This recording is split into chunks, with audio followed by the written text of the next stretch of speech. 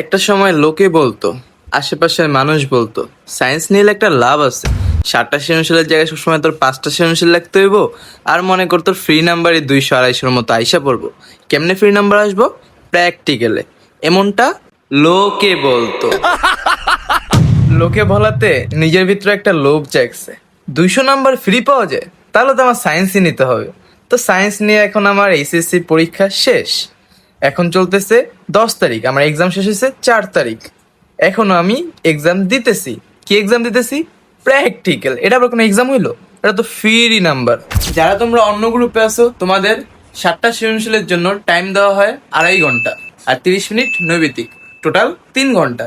আর আমাদের সায়েন্সের জন্য মনে করো 5টা সৃজনশীলের জন্য টাইম দেওয়া হয় 2 ঘন্টা 35 মিনিট আর 25 মিনিট নৈবেদিক, 3 ঘন্টা শেষ। বাট প্র্যাকটিক্যাল এটা আবার কোনো পরীক্ষা, এটা তো ফ্রি নাম্বার। তো এই ফ্রি নাম্বারের জন্য 25 নাম্বারের জন্য আমাদের এক্সাম নেওয়া হয় 2 ঘন্টা। 2 ঘন্টা করে, তাও আবার একদিনে 2টা করে এক্সাম নেওয়া হয়, 2 ঘন্টা করে 4 ঘন্টা। তো সমস্যা কি? এটা তো ফ্রি নাম্বার, এটা কোনো এক্সাম হলো? কিছুই না। চলো দেখা যায়। তারপর আর কি, এই ফ্রি নাম্বার নিতে আমি চলে গেছিলাম সেদিন ফার্স্ট প্র্যাকটিক্যাল এক্সাম, পদার্থবিজ্ঞান এক্সাম পরীক্ষা দিতে।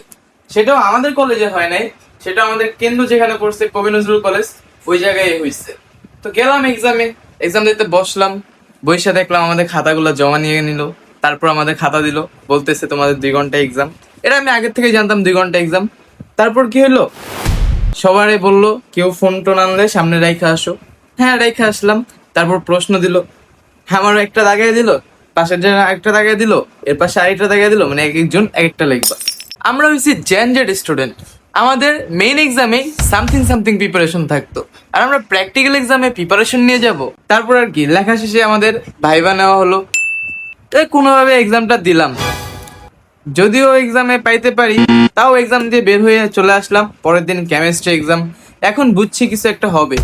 কেমিস্ট্রি এক্সামে যাই দেখলাম আবার কেমিস্ট্রি দেখা লেখা যায়, দেখা লিখতে দিল, কিন্তু ল্যাবে পাঠানো হলো। ল্যাবে পাঠাতে তো আমার অবস্থা ছিল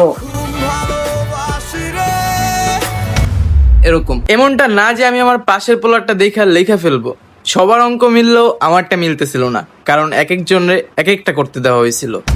তখন তো আমার অবস্থা ছিল জীবনের হিসাব মিলে না। সবশেষে এসএসসি 27 ব্যাচের জন্য তোমাদের বলতে চাই, তোমরা যারা সায়েন্স নিছো, তোমরা সামথিং প্রিপারেশন থাকলো, প্র্যাকটিক্যাল প্রিপারেশনটা 100 নিয়ে যেও। ভালো থাকো, সুস্থ থাকো, ততক্ষণ পর্যন্ত বেঁচে থাকো যতক্ষণ না রেজাল্ট না দিচ্ছে। আল্লাহ হাফেজ।